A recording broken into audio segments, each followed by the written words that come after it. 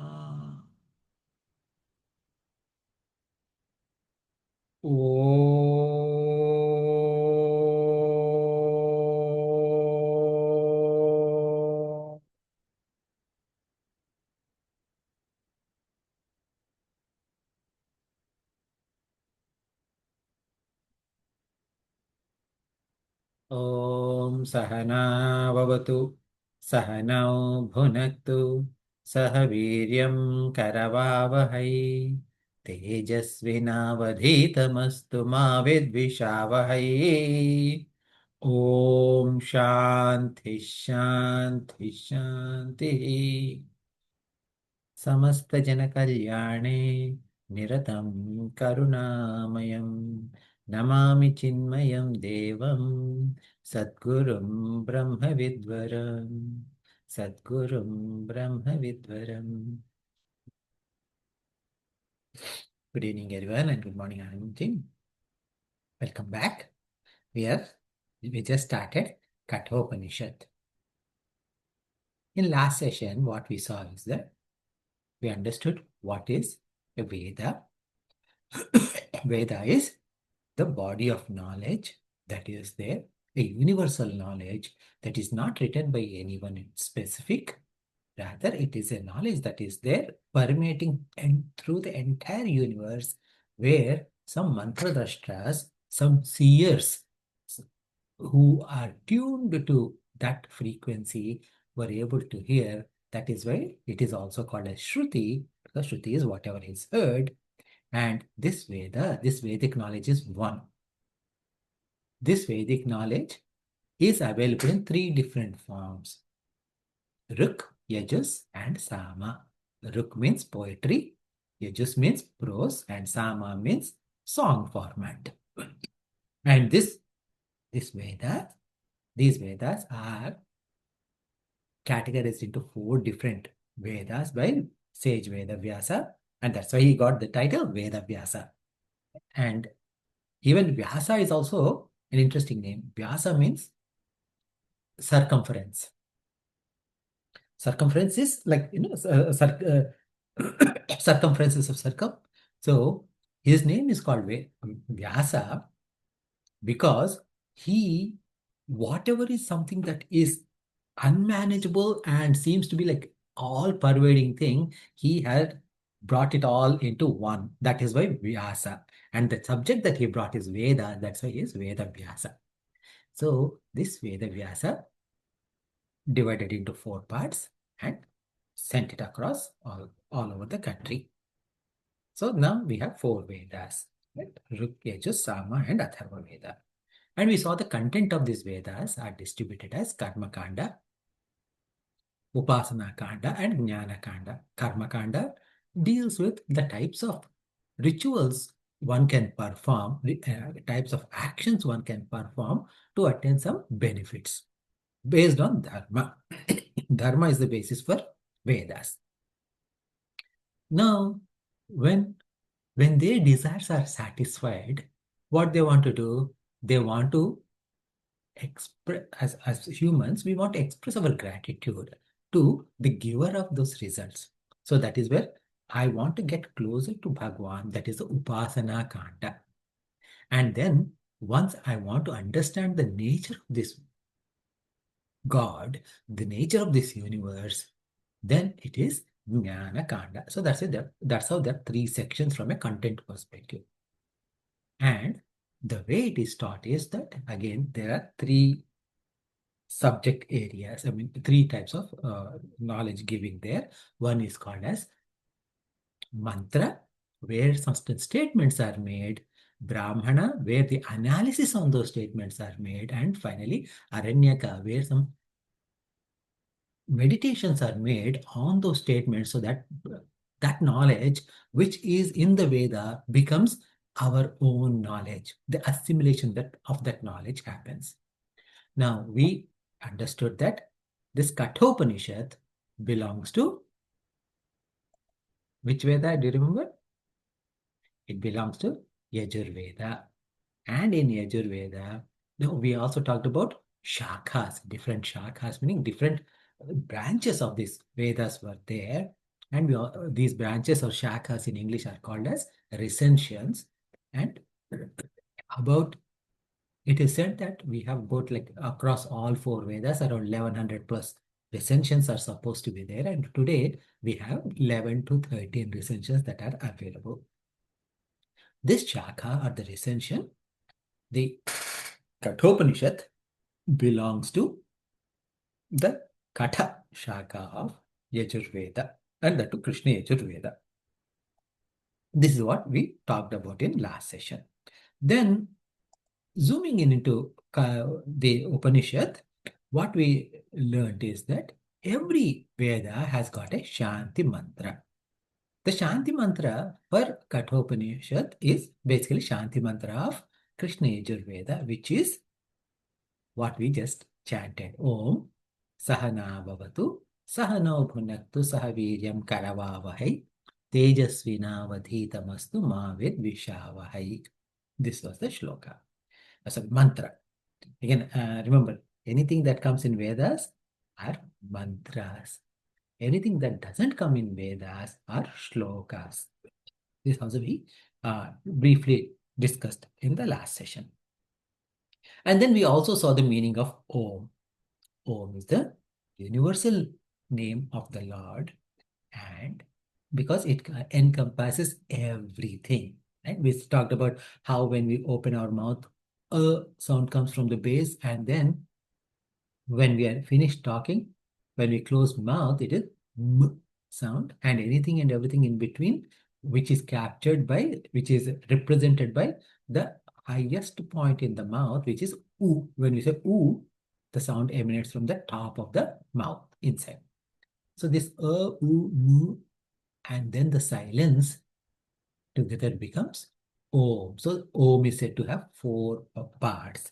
A, U, Nu, and silence. Because the silence is where the substratum from which the sound is coming and the sound is merging back into silence. The universe is coming from Brahman and it is merging back into Brahman. This is what Om is. Then we started looking at Sahana Vavatu, this part. Okay, so this is where we paused in the last session. So before we move forward, does anyone have got any questions or clarifications needed before we start? Okay, if there are no questions, we'll look into Sahana Vavatu again. Okay. Sahana Vavatu, when we said, okay, this Sahana, Saha, again in Sanskritam or in any Indian language for that matter, we have something called Sandhi. Sandhi means conjugation of words. Because of the conjugation of words, the form of those words change. So this Sahana Vavatu is actually in Sanskrit when it is written in Devanagari, etc., it is written as Saha Na Vavatu as two words, two separate words. But when the conjugation is separated, when the word breakdown happens, there are actually three words. Saha, Now, Avatu. So, this, what is Saha, what is Now, what is Avatu? Avatu means protection. Okay. So, Avatu means the meaning of Avatu is protection, right? So that means may he protect. May he protect what? May he protect now. So now means it's a dual case in Sanskritam. It is us in dual case. In English and in many other Indian languages, either we have singular case or plural. There is no dual. But in Sanskritam, singular, dual, and plural. So here now is referring to dual means both. Okay, both of us. Now, who are these both of us? Teacher and the taught. So, Saha na Bhavatu. So, this means that both Guru and Shishya are chanting this Shanti mantra together. So, both of them need to be protected. Saha, the simple meaning of Saha is together. So, that means may the Lord protect both Guru and Shishya together. So, here Guru and Shishya together are treated as one unit. Remember in the last session we talked about, yes, one thing that we said is Vedas were heard, not available, they were not originally available as written script. Veda Vyasji is the one who put it in writing. So when something is heard and it is put in writing, what happens is that, and you look at that, the word can be sometimes broken into few different ways. So one of the ways, this saha can also be broken as saha. Saha as in sa and visarga. Visarga means, like two dots after sa. In some languages, it could be in two circles in Telugu. I really don't know how it is written in uh, Tamil though. Okay, but saha and then ha. Saha and ha together is another way to break down. So then what happens is that saha means third case. Third case third person. Third person saha means that. That means he. He means Bhagavaan, Lord. Ha means it is confirming that guarantee, some kind of a guarantee is given. So in Sanskritam it is said as nischayena. So means God guaranteedly. Okay, so that is one way to understand. So that means may the Lord protect us by guaranteeing or granting something. What is he granting? Nischayena is when he is, this protection is basically when we protect something, what we are doing is that it is actually lightening something and bringing into our attention. So here, this knowledge, the subject knowledge is protected by showing light to that. So that means this is called as Vidya Swarupa Prakasha. Vidya Swarupa Prakasha means Om Sahana Bhavatu. What does it mean is, may God protect us is one meaning. The other meaning is, may God shed the light on the subject that we are studying. So that light has to be shed so that the teacher can speak about it, and so that he can teach well, and the students can also look at it and understand it well. So these are the two meanings, two completely different meanings. Both of them are valid for the word, the phrase Sahana Vavatu. Again, see, this is not a, this mantra is not a prose. It is a, sorry, it is not poetry, it is prose. Okay, Sahana Vavatu. Now, the next portion is Saha now Bhunatu. Now, again, Bhunatu also means protection. So, but even though in English, This protection and that protection, the previous protection, sounds similar. In Sanskrit, they are different. They have different mm, quality of understanding. What is that? In Sanskrit, when it said Sahana Vavatu, it is shining the light on it. Bhunatu means this is may he protect, as in he can nourish. Okay? So that means that, like, let's say, like a king. Okay, king also protects us. How is king is protecting us is different from say a medicine is protecting us. Okay, so here, in this bhunatu, it also has a meaning like eating, enjoying are also meanings. So because eating and enjoying are also meanings, that means what? May this knowledge be consumed by us properly, and may we enjoy this knowledge properly. That means what? This, whatever this knowledge, I mean, like, so for example, if I'm eating an ice cream, okay, I ate an ice cream, it is tasty, I enjoyed it. Okay? That enjoyment is that, this is beautiful, this is a good taste, I really loved it, I enjoyed it. That is the understanding of enjoying the ice cream. Now, what do you mean by enjoying this knowledge? That means when I learn, what happens? I get knowledge. That knowledge I should enjoy means what? The result of the knowledge should come, and I should experience the result of the knowledge. So here what are we studying? We are studying Brahma Vidya. So that means what? Sahana Bhunatu means we, God, give us liberation. Okay. So this may he protect, Sahana Bhunatu is actually may God give us the liberation, which is the result of the knowledge. So there was a term that we used when we talked about this Sahana Bhavatu. What did we say the term is? Vidya Swarupa Prakasha. It was a term that we used.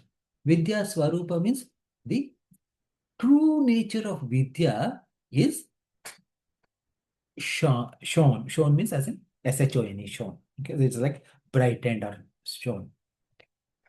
But shining. Okay, the here this is also shining, but in this case, it is not the nature of Vidya that is being shown, but it's called as Vidya Phala Prakasha. That means the result of the fruit of that Vidya, the fruit of that knowledge is shining. Okay, so let that shine. That is what Sahanau Bhunatu means. Now, then what? Saha Viryam Karavavahai. Again, Saha is repeated. So whenever Saha has come, it has those two meanings. One is Saha means together. Saha means Bhagwan guaranteedly. Now here, now that Sahana Bhavatu, Sahana Bhunaktu, now has come, but here that now is missing.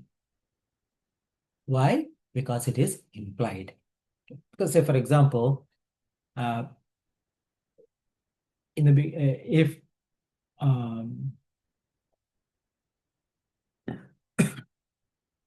if someone asks you, who are all in the satsang today? Then you list, oh, Anand, Anand ji, Arul ji, Padma ji, Lalita ji, Manisha ji, Pungode ji, Rajiv ji, like all that like list you give. And then after, again, maybe after someone asks, you may give other list. But the third time, etc., all of the people, you know, all of them. So that is kind of implied.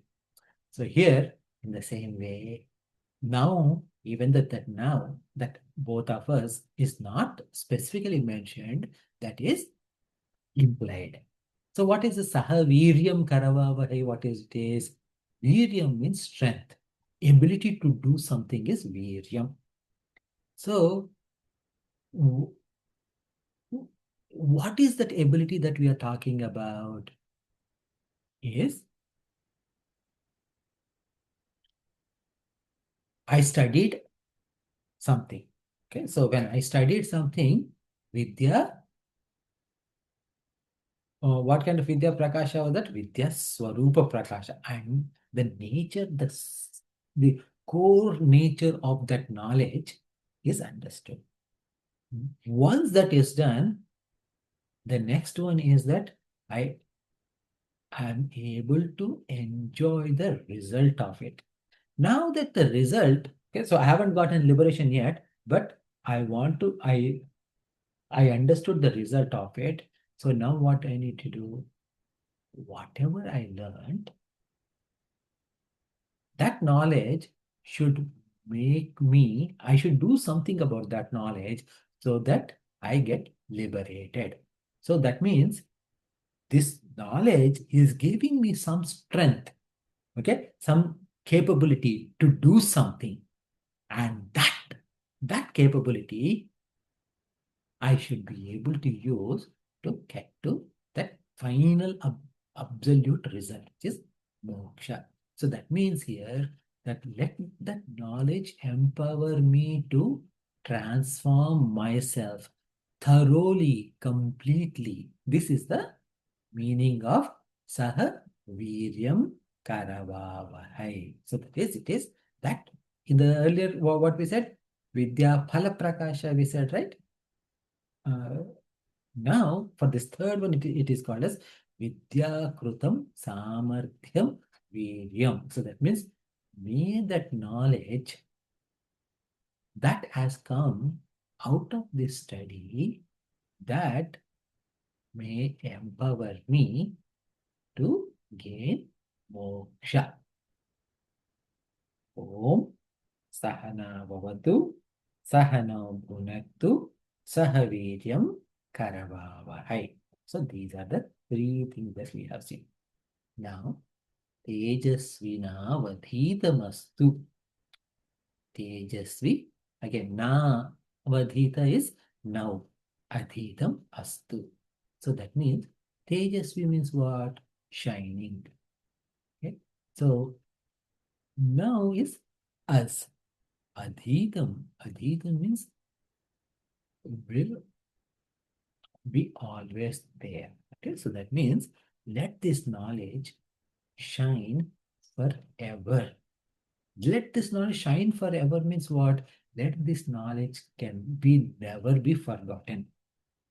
Because see, the thing is that in your college days, yeah, depending upon what kind of subject you have studied, yeah, maybe you studied something about advanced physics, maybe advanced math or biology or whichever, right, commerce or arts, political science, whatever that you learned in your college days, if you haven't implemented those, if you weren't thinking about those, do you remember any of those?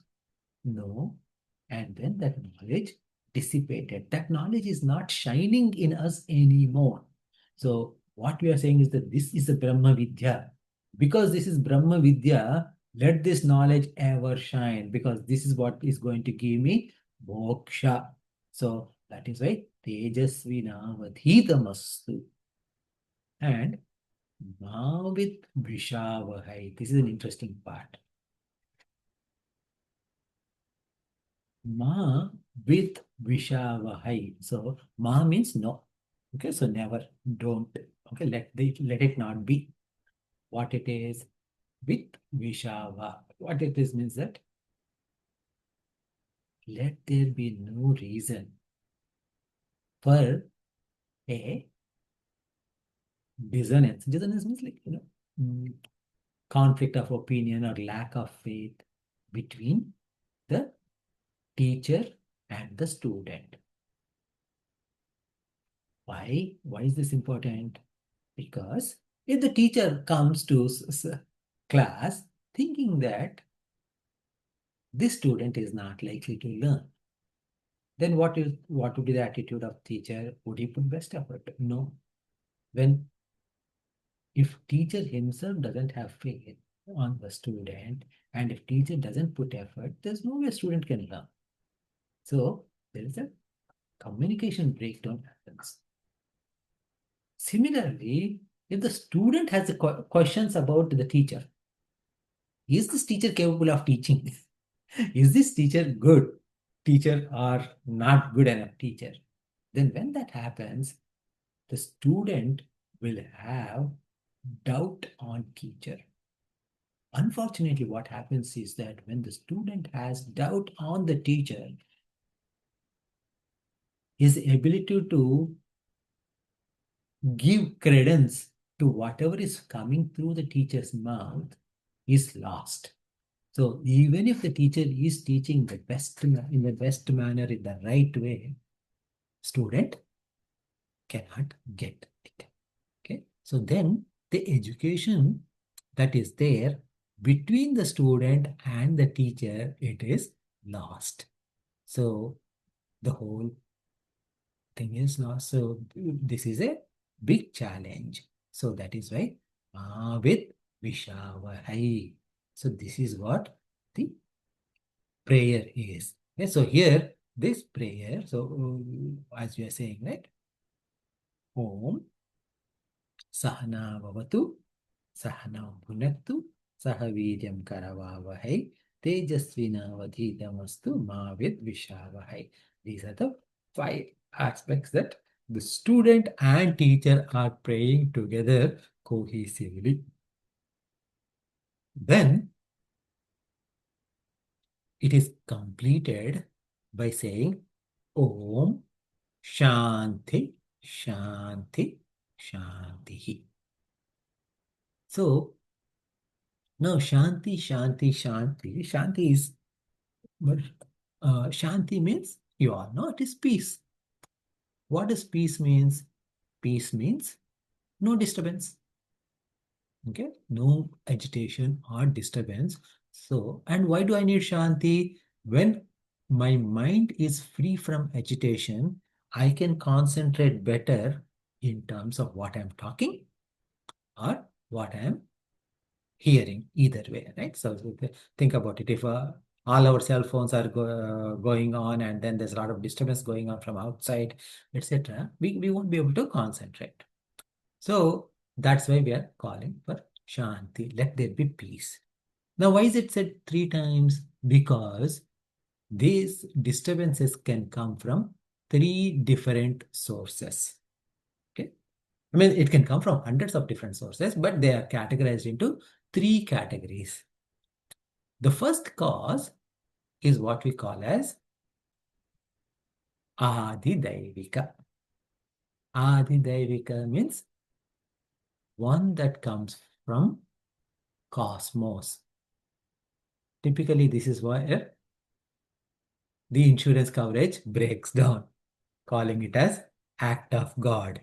Anything that is act of God, insurance will reject, right? Claims. But here, so what are these acts of God? It could be any kind of natural calamity, storms, earthquakes, it could be fire hazard, whatever, right? So there's all these huge things, meaning what? Think about in the olden days. Where were the classes conducted? In Gurukula. In Gurukula, did they have proper built classrooms with a bunch of chairs, benches, etc.? No. They were sitting outside in under trees and they were studying. If there is rain, class is cancelled. Right? So, and then when the class is cancelled, what happened? There is a break. He cannot conduct the class. So that is why let there be peace from anything, any kind of disturbance that may come from the entire cosmos. Okay, from acts of God. That is one category. That now second category is Adhibhautika. Adhibhautika means disturbances that could be coming from my immediate surroundings. So that means I'm in the session, right? And someone rings the bell or someone calls me now, okay? Or there is a big TV noise from the next room, okay? Someone is yelling at someone else, okay? All of these are happening within my vicinity and I want peace and calm, and I want to be protected from that kind of disturbances. So that is the second Shanti to uh, help me get over these obstacles that are happening from my immediate environment. Now, the third piece, Shanti, is referring to something that is happening right within me. That could be like I'm sick. Okay, I'm sick and like I have a headache, or my nose is leaking constantly. Like I'm blowing my nose every 2 minutes. I can't hear. I can't really pay attention to what the teacher is talking about. Okay, so those kind of issues. It could be my mental blocks also. My mental blocks means what? The teacher is talking, and suddenly I remember, I had to, my boss has asked me to finish this project by tomorrow morning. I need to work on it right now. Let this guy speak. Okay, it is on Zoom call, so let me do stuff from my on the side. So this kind of a thing is our our own disturbances that come from our mind. Whether I do it or not, at least, even the thought that, oh my God, I need to do stuff by tomorrow morning. I need to do stuff by tomorrow morning. I don't know when this class is going to finish and whether I'll have time and energy to work on this afterwards. That is also a disturbance. And finally, within me, what happens is that what the teacher is speaking versus what my personal experiences are, they don't align. Okay, they don't align means what? Teacher says we have to tell truth all the time. What is my experience? I had to get things done. To get my things done, I fib a little bit here, I lie a little bit there, etc. Like in the end, successful completion of task is important, not sticking to the values. This is my attitude. Because of this attitude, whatever this teacher is saying, I'll think, yeah, I know, it is right. It is the right thing. I'm not disagreeing with Mr. Teacher. It is just that what is saying is that spiritually it's a good thing, but in practical world, meaning in my world, according to my limited things, I don't agree with you. So all of these are like my own issues, right? Whether it's body related issue, mental blocks, our own past experiences, our own vasanas. So I want to get relief from all of those kind of challenges. So that is what the third piece is for. So the first piece is for Adhidaivika, which is entire cosmos.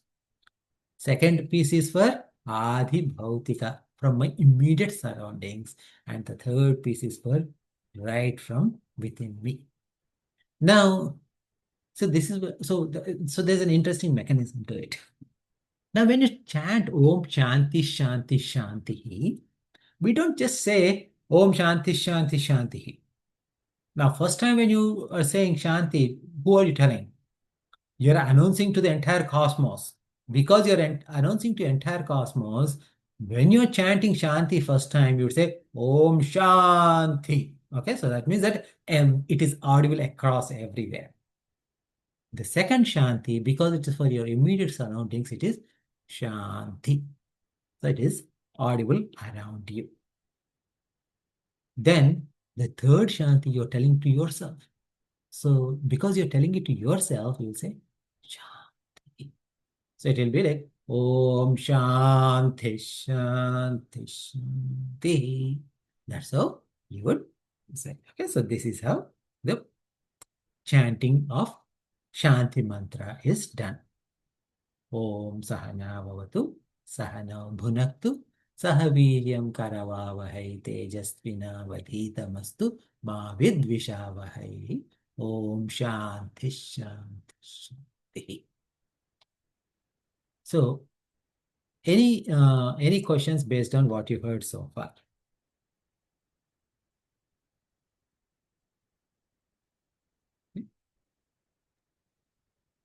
Yes, Manisha. You said Adi Devata, Adi Bhautika, and then what is the last one? Adhyatmika. Admika. Admika.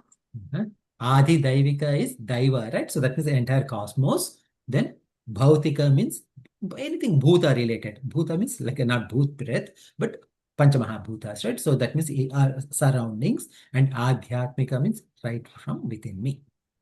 Okay. So here now we'll start with uh, the Upanishad. Now, when any Upanishad, so now as we said before, well, we are not just studying Kathopanishad, but we are studying Kathopanishad with the help of Shankaracharyaji's Bhashya. Mhm. Bhashya means commentary. Okay.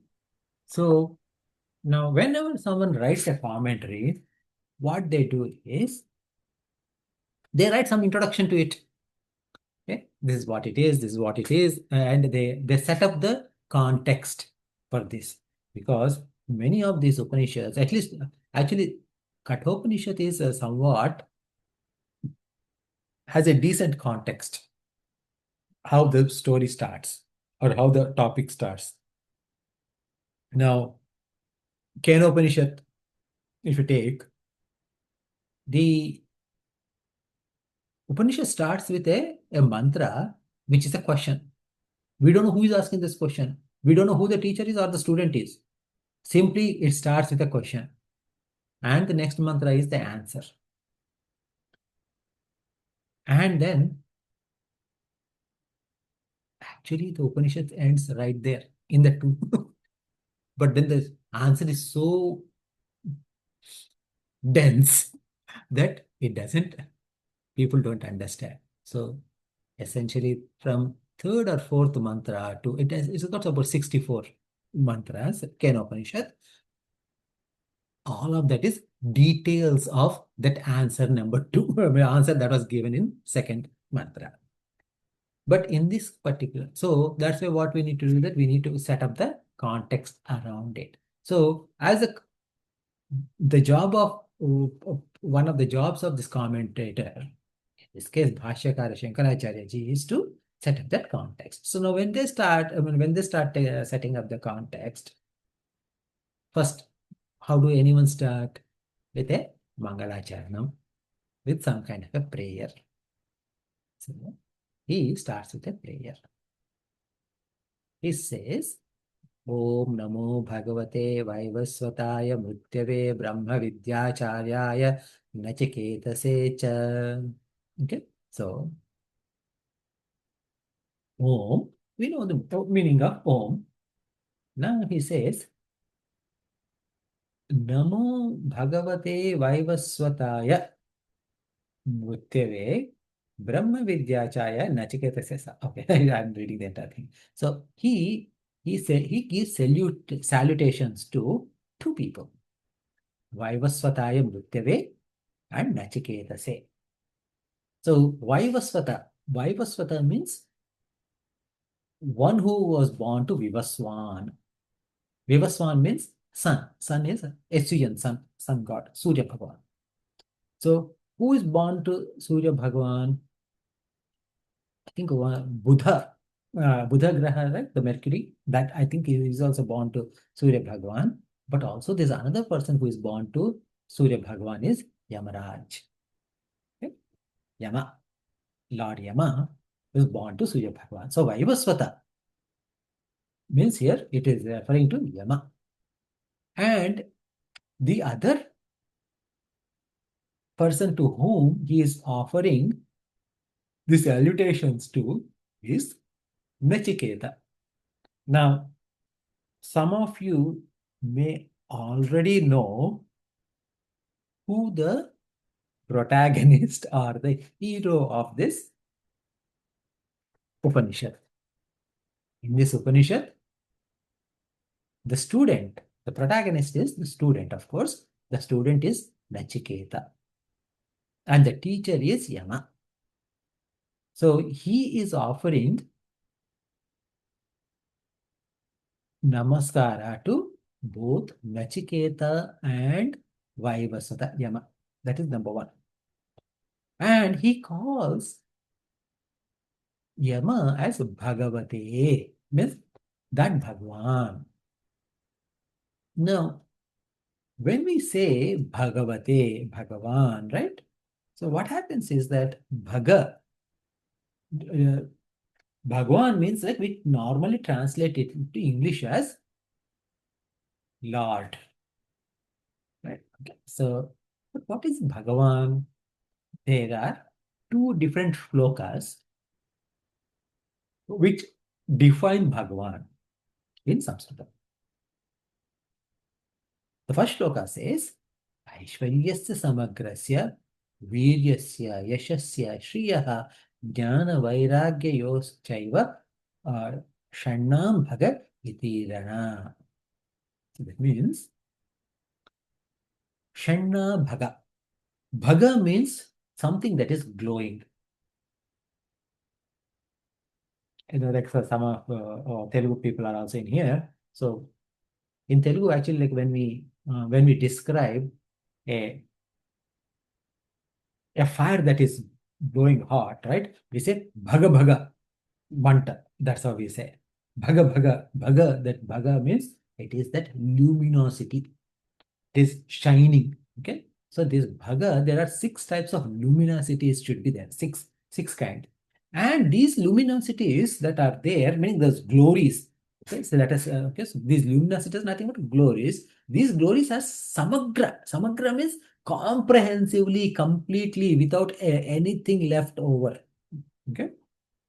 So what do you mean by that? We'll come to that in a second. Okay. It starts with Aishwarya. So Aishwarya means we say like wealth. Our simple translation of Aishwarya is wealth. So now Aishwarya Samagrasya means you and I also have Aishwarya, right? You want something, okay? If you open your wallet, you'll see some cash. At least, if not some cash, at least some credit cards, right? So we have some stuff in there, Aishwarya, but he has complete Aishwarya. There is nothing to be what do you call like nothing to be asked for, because see the thing is that what is if you to take today's billionaires, any of the billionaire, okay, you pick your own billionaire, what are all they doing? They want to make more money, more and more money. But Bhagwan has got everything, the complete wealth, that he doesn't do anything, because entire thing that is there is already with him. Okay, that is what Aishwarya. So now second quality. So now we said 6. So the first one is Aishwarya. Second is Virya. Virya means strength, capability, ability. Okay. So this energy, we say, right? Bhagwan is Sarvashaktiman. That means that omnipotent, that omnipotency, that Sarvashaktiman, that Viryam. Okay. That strength is again in complete. So this Samagra, the word Samagra that has come is applicable to all the 6 qualities. So Aishwarya is first, wealth, virya, strength. Third is yashas. Yashas means fame or glory. There is no more glorious person, or I mean glorious entity other than Bhagwan. Today, if you look at sports world, for example, okay, we in sports we say GOAT. Okay, there's a term called GOAT, right? Greatest of all time. Greatest of all time. If there is a person in sports world who is GOAT, that means that that GOAT shouldn't change. Okay, but what happens? Whoever is the GOAT today is no more GOAT 2 years from now, because somebody else is GOAT. So then the meaning of that GOAT is gone, greatest of all times, because if it's greatest of all times, he should be remembered forever. But it is not the case. So Yashas, our Kirti, or our name and fame, is subject to fading. And even when you are famous in a region, for a time frame. Okay, and for a specific reason. So these are, if you are famous, that is, right? If someone is famous, they are bound by time, they are bound by the regionality, and they are bound by the area of expertise. That's all. But Bhagwan's yashas is complete across all regions, across all times, across all subjects. That is yashas. Okay, so samagra yashas. Now Shri, okay, Shri again is considered as wealth. Now, what is the difference between, because we also said Aishwarya, right? Now, Aishwarya is also wealth and this is also wealth. What is the difference? There, Aishwarya is talking about the sovereignty or overarching capability. So that means he is Lokapalaka. That is the Aishwarya. Okay. Lokapalaka means ruler of the world. And he is everywhere, right? Omni, like omnipresent. Okay, that is that God is everywhere. That is his glory. That is the Aishwarya.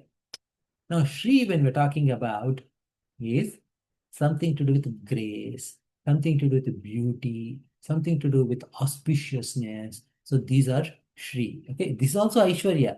Okay, but it is more mellowed beauty. And so that is more masculine. Aishwarya, Shri is more feminine. Again, it doesn't mean like male versus female. Please don't think like that. But anything to do with strength, etc., that's all coming from Aishwarya. Anything to do with grace, arts form, etc., that's all coming from Shri. Okay, that is, again, is completeness.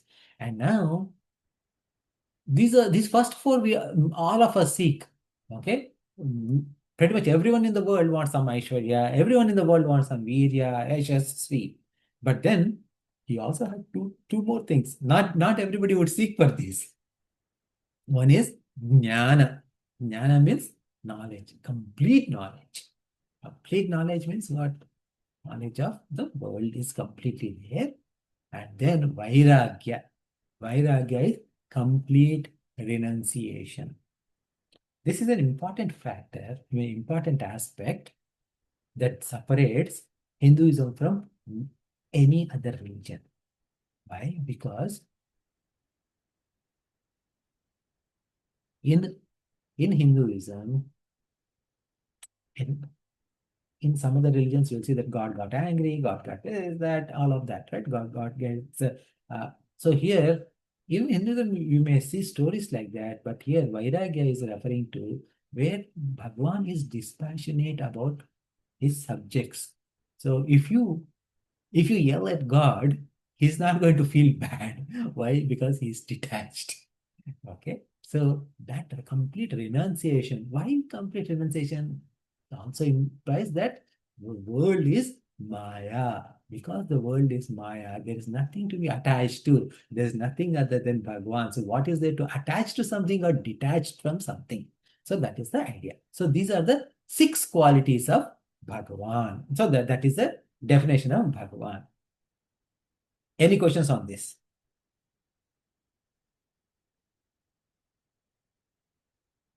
Okay.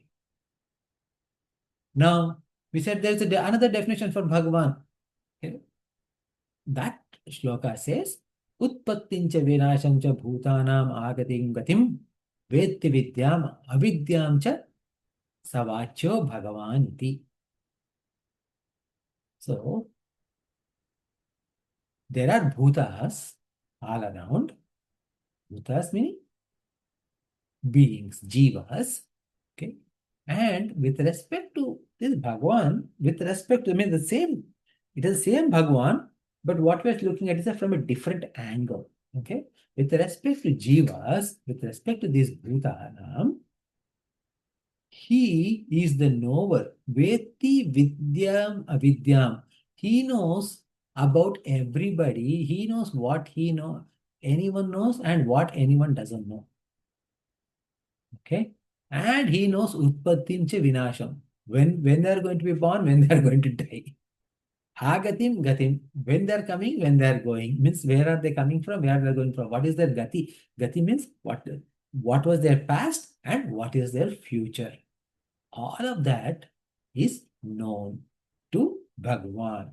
Now you see, when you look at Lord Yama, obviously he knows when every being is being born and when he is going to die, because he is the one who is taking the life of that jiva, right? So Utpatti Vinasha. So he knows what was their Purva Janma and what is there going to be their next Janma, meaning like previous life and next life is also he knows, right? And he knows what all things they did, what all things they did not do in terms of good and bad. All of that he knows. So this particular definition of Bhagavan is more apt and suited for Yama.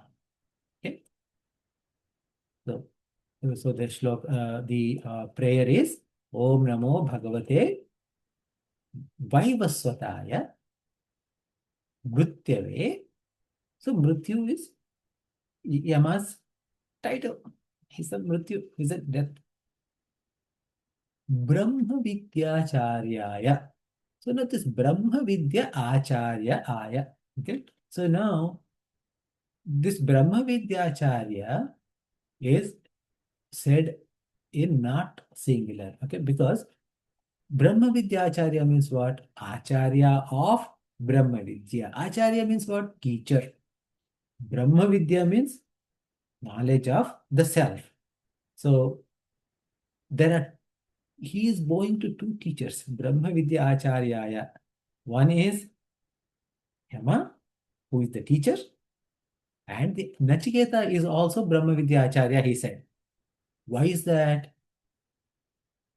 At the time of this story, Nachiketa did not know what Brahma Vidya is.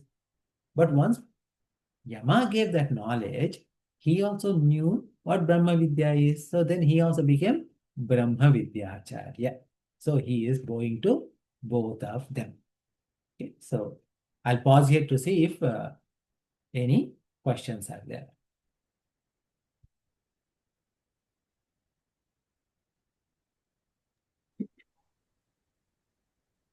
Venkatji, which sloka are you reading now? Because after Sahanavavatu, Sahanavapanaktu, after that in my book, it is starting with the Upanishad itself, but this prayer is not there. Yes, this is again, some books may not have there because we are covering Shankara Bhashya along with the Upanishad. Okay, Yeah, yeah. so this is so that whatever I'm covering now is not part of the primary Upanishad. We are going to start the Upanishad most likely in our next session. Okay, so this is the introduction to that. Okay, so then he says, Shankaracharya ji says, Atha Kathopanishad Vallinam Sukhartha Bodhanardham Malpa Grantaha Krutirarambhyate. So he says that now he calls it as this Upanishad as Kathaka Upanishad. He doesn't call it as Katha Upanishad, but Kathaka Upanishad. Why did he say Kathaka? Remember, like in the last session, we did say that Kathopanishad is also called as Kathaka Upanishad because the Rishi, the seer of Kathopanishad mantras are all is Kathaka Rishi.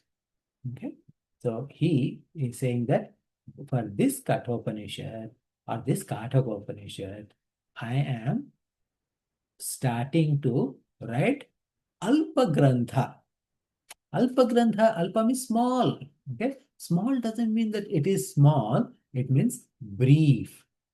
Okay, so that it can be the meaning of this Upanishad can be properly understood. And then, now remember, like when we started this session in the last session, we talked about what Vedas are, how many parts of Vedas are there, all of that we talked about. But we missed something very important. Okay. Does anyone know what we missed?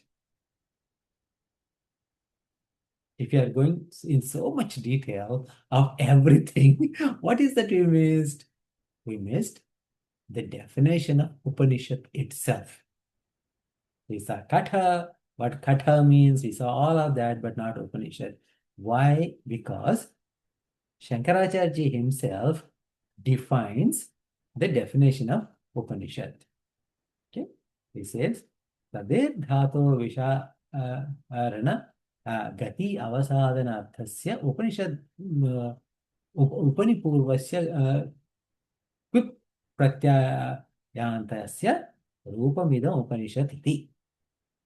So he, in this shloka, or in this sentence, he defines what Upanishad is. So the meaning of that is in this manner.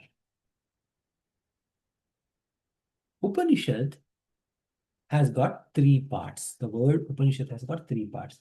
Pa, Ni, and Sad.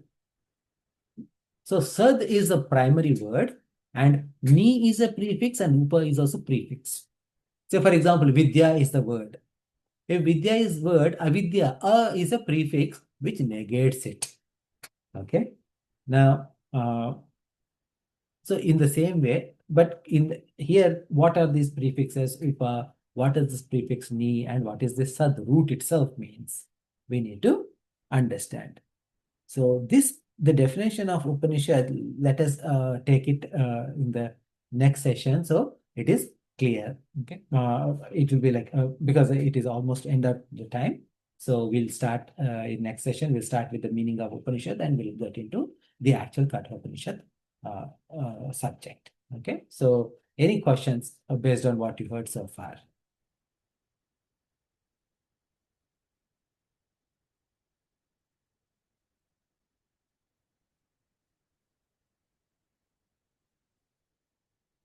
So can I ask you a question? Another question is that actually, how is this pace going for you? Is this right pace, or is it too much? It is going overhead, or what are your thoughts? Can you share your feedback? Whichever you prefer, that's fine with us. If you like to go like this pace, it's okay. So because that I haven't heard many questions, so I just want to make sure that you are all able to follow without much difficulty. That's why. Yeah, yes, sure. If you go so at this pace, I think everybody can understand. No, I think it's very good actually. You're going at the right space with all the details. It's good. Thanks, Manoj. So Manisha, you wanted to say something? Oh, no, I was just agreeing. Yeah, this is the right pace. This is a very deep text, so we need to understand it all. So Okay, perfect. Okay, so I just wanted to make sure that we're all in the same page before we continue, right? Okay. So in that case, shall we close then?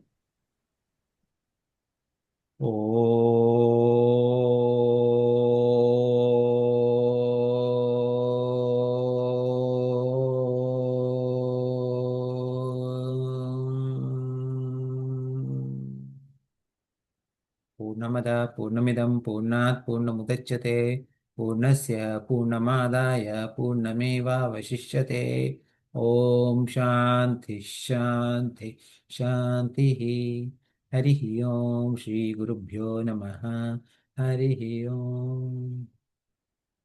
By the way, one thing that I want to say is that in the beginning of before we started the first class, I shared a Kathopanishad in English with the Bhashya from Swami Nikhilananda, no, Gambhirananda ji.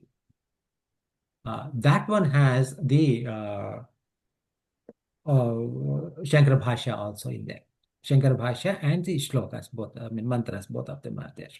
Hindi one also has it. Yeah, Hindi one, yes. Hindi and as well as this one.